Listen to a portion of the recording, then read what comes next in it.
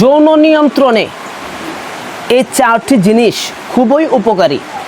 অনেক সময় অনেক জায়গায় অনেক যুবকরা প্রশ্ন করে থাকে যে হস্তমৈথুন আমাদের অভ্যাসে পরিণত হয়ে গিয়েছে, কোনোভাবেই আমরা হস্তমৈথুন থেকে বাঁচতে পারছি না। ওই সমস্ত যুবক ভাইদের জন্য আজকে আমার এই ভিডিওর পক্ষ থেকে 4টি উপকারী টিপস রয়েছে। তোর মধ্যে প্রথমত হলো কুদৃষ্টি থেকে বেঁচে থাকা। আপনারা কখনোই কারো প্রতি কুদৃষ্টি দিবেন না। রাস্তাঘাটে হাঁটতেছেন, অনেক সময় দেখা যায় মুসলমান নামধারী কিছু খ্রিস্টান রূপে মুসলমানের মেয়ে রাস্তাঘাটে বের হয়, হিন্দুদের রূপে কিছু মুসলমানের মেয়ে রাস্তাঘাটে বের হয়, বৌদ্ধদের রূপে কিছু মুসলমানের মেয়ে রাস্তাঘাটে বের হয়, আবার কি ইহুদিদের রূপে কিছু মুসলমানের মেয়ে রাস্তাঘাটে বের হয়, যাদের দিকে তাকালেই দৃষ্টি ফেরানো যায় না। অর্থাৎ তাদের চতুর্দিকে শয়তানে তাদেরকে এমনভাবে আকৃষ্ট করে রেখেছে, তাদের চেহারার দিকে তাকালেই লোভনীয় দৃষ্টিপাত হয়ে যায়। এজন্য রাস্তাঘাটে যখন চলাফেরা করব, কুদৃষ্টি থেকে আমরা বেঁচে থাকব। আবার মোবাইলের ভিতরে যখন আমরা ঢুকবো, আপনি মোবাইলের ভিতরে যা চার্জ দিবেন তাই কিন্তু চলে আসবে, আর চলে আসলে আপনার দৃষ্টি আপনি সম্বরণ করতে পারবেন না। সুতরাং সর্বদিক থেকে, রাস্তাঘাট, ফিল্মের দিক থেকে, ভিডিও ক্লিপের দিক থেকে, সমস্ত কিছুর দিক থেকে আপনি কুদৃষ্টি থেকে বেঁচে থাকবেন। তাহলে আপনার যৌন নিয়ন্ত্রণ করা একদম সহজ হবে। 2 নাম্বার, পাপিষ্টদের সাহায্য বর্জন করা। যারা পাপিষ্ট তাদেরকে আপনি সাহায্য করতে পারবেন না, যারা পাপিষ্ট তাদেরকে আপনি কোনো দিক দিয়ে হেল্প করতে পারবেন না। অনেক সময় রাস্তাঘাটে হাত পাতে আমাদের কাছে, চেহারার মধ্যে দেখলেই বাসে যে পাপিষ্ট। একে 10টা টাকা দিলে এই 10 টাকা দিয়ে গাঞ্জা খাবে, একে 10টা টাকা দিলে 10 টাকা সে নেশাগ্রস্ত হবে।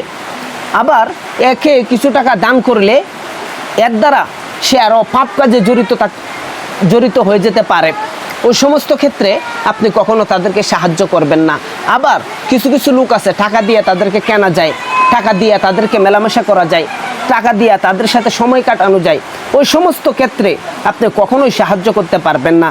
অর্থাৎ এক কথায় পাপিষ্টদের সাহায্য করা থেকে বিরত থাকুন। 3 নাম্বার, ঠিকমতো 5 ওয়াক্ত নামাজ জামাতের সাথে আদায় করুন। জামাতের সাথে আদায় করবেন নামাজ, আপনি সমস্ত যৌন নিয়ন্ত্রণের এই 4টি জিনিস থেকে দূরে থাকা আপনার জন্য অতি সহজ হবে। অর্থাৎ ইন্নাস সালাতা তানহা আনিল ফাহশাই ওয়াল মুনকার। আল্লাহ তাআলা বলেন নামাজ অবশ্যই সমস্ত ফাহশা কাজ থেকে তোমাকে বিরত রাখবে। আর যে নামাজ তোমাকে ফাহশা কাজ থেকে বিরত রাখতে পারবে না, তোমার মনে মনে ধরে নিতে হবে যে তোমার নামাজ সাহাবাওয়ালা নামাজ এখনো হয়নি, তোমার নামাজ সাহাবিওয়ালা নমুনার নামাজ এখনো হয়নি, তোমার নামাজ সাহাবিদের এখলাস যুক্ত নামাজ এখনো হয়নি। তোমার নামাজ যখন সঠিক হবে, তখন এই নামাজ তোমাকে সমস্ত পাপিষ্ট, সমস্ত ফাহেসা কাজ থেকে বিরত রাখবে। আবার 4 নম্বরে, বেশি বেশি আল্লাহর জিকির করা। যে যত বেশি আল্লাহ তাআলা জিকির করবে, আল্লাহ তাআলার সাথে তার তত বেশি সুসম্পর্ক হবে। আর আল্লাহ তাআলার সাথে সুসম্পর্ক রাখলে দুনিয়ার সমস্ত লোভ লালসা, দুনিয়ার সমস্ত ফাহেসা কাজ তার ভিতর থেকে এমনিতেই বিদায় নেওয়া শুরু করবে। দিলটা যখন মুর্দা থাকে, তখন খারাপ কাজ করতে দিলে আনন্দ লাগে। আর দিলটা যখন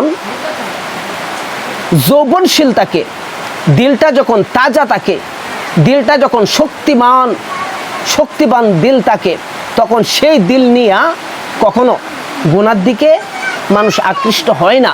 এই জন্য বেশি বেশি আল্লাহ তাআলা জিকির করবে। আল্লাহ বলেন, যে ব্যক্তি যত বেশি জিকিরের কাছে, সে ব্যক্তি আমি আল্লাহর তত বেশি কাছে। জিকির থেকে যে ব্যক্তি যত বেশি দূরে, আমি আল্লাহ থেকে সেই ব্যক্তি তত বেশি দূরে।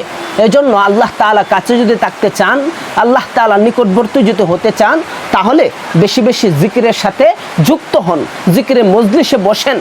রাসূলুল্লাহ সাল্লাল্লাহু আলাইহি ওয়াসাল্লামকে আল্লাহ তাআলা বলেন, ওগো আল্লাহর নবী, আপনি ওই মজলিস তালাশ করুন, আপনি ওই মজলিসে বসার চেষ্টা করুন, ওই মজলিসে আপনি কিছুক্ষণ সময় দেওয়ার চেষ্টা করুন, যে মজলিসের ভিতরে আমি আল্লাহ জিকির হয়। জিকিরে মজলিস এত দামি, জিকির আল্লাহ তাআলার কাছে এত পছন্দনীয় একটি আমল। এই জন্য যৌন নিয়ন্ত্রণে 4টি উপকারিতা এই টিপসগুলা সবাই জেনে রাখবেন। 1 নাম্বার, কুদৃষ্টি থেকে বেঁচে থাকতে হবে, পাপিষ্ঠদের সাহায্য করা বর্জন করতে হবে, ঠিকমতো নামাজ আদায় করতে হবে, বেশি বেশি আল্লাহ তাআলা জিকির আদায় করতে হবে। আল্লাহ তাআলা আমাদের সবাইকে এই 4টি টিপস পালন করার তৌফিক দান করুন।